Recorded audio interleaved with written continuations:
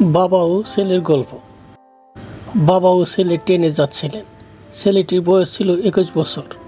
ছেলেটি সত্যি উত্তেজিত ছিল এবং জানালার বাইরে তাকিয়েছিল।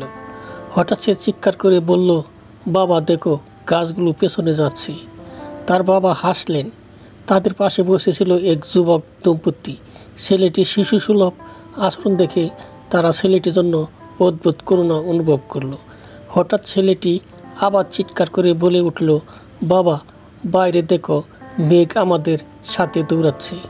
এখন আবার এটা দেখে দম্পতি তার প্রতিরোধ করতে না পেরে বৃদ্ধাকে বললেন, তোমার ছেলেকে ডাক্তারের কাছে নিয়ে যাচ্ছ না কেন?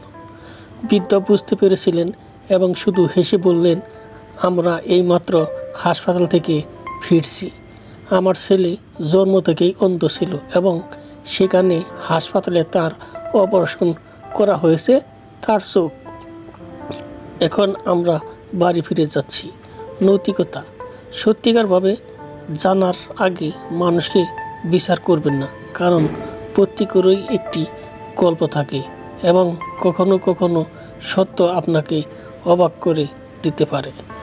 বন্ধুরা, আমার এই চ্যানেলটি নতুন, অনুগ্রহ করে সাবস্ক্রাইব করুন, অন্যদেরকে দেখতে শেয়ার করুন।